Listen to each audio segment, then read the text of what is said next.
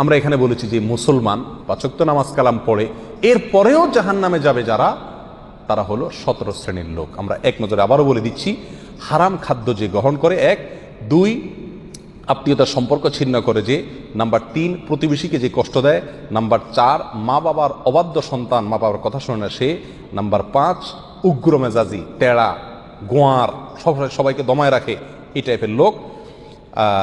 Number ৬ অধীনস্থদেরকে, প্রজাদেরকে, যে সমস্ত শাসকেরা, যে সমস্ত রাজারা, যে সমস্ত রাষ্ট্রপ্রধানেরা, সরকার প্রধানেরা বা যে যে লেভেলে আছে সে তার প্রজাদেরকে ধোঁকা দেয় যে তারা।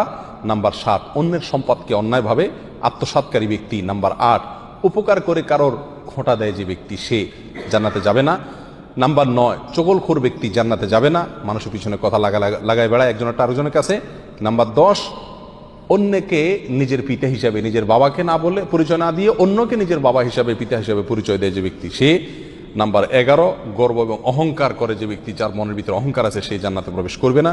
নাম্বার 12 রাসূলুল্লাহ সাল্লাল্লাহু আলাইহি সাল্লামকে যে ব্যক্তি ফলো করে না, তার নির্দেশকে মান্য করে না, সেই ব্যক্তি। নাম্বার 13 অকারণে তালাক কামনা করে, তালাক চায় যে মহিলা, সেই মহিলা।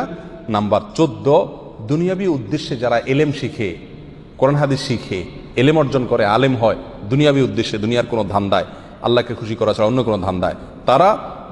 নাম্বার 15 চুলে বা দাড়িতে কোনো জায়গায় কালো কলব, পিওর কালো কলব ব্যবহার করে যারা, তারা। এবং নাম্বার 16 যে কোনো ভালো কাজ করে সেখানে মানুষকে দেখানো, এটা ফলাও করা, প্রচার করা, এই উদ্দেশ্য থাকে যাদের, তারা। নাম্বার 17 ওয়ারিশকে বঞ্চিত করে তার হক থেকে, এরকম অভিভাবক। এই শ্রেণীর লোকেরা মুসলমান হয়েও জান্নাতি হতে পারবে না। আল্লাহ তাআলা আমাদের সবাইকে এই দুর্ভাগাদের তালিকা থেকে আমাদের নামগুলোকে বের করে আনার তৌফিক দান করুন। চেষ্টা করব এই 17 শ্রেণীর কোনোটিতে যাতে আমার নাম না থাকে, এটাকে টাঙায় রাখবো, ঝুলায় রাখবো লিস্টটাকে, এবং আমার ভেতরের কোনো পয়েন্ট আছে কিনা সেটা দেখে যাচাই করে সেখান থেকে নিজেকে বের করে আনবো ইনশাআল্লাহ। এরপরে আল্লাহ সুবহানাহু ওয়া তাআলার কাছে জান্নাত চাইতে পারবো, আশা করতে পারবো জোরালোভাবে।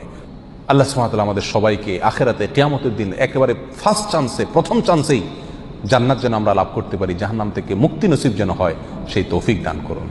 জাযাকুমুল্লাহ ওয়া আখিরু দাওয়ানা আলহামদুলিল্লাহি রাব্বিল আলামিন।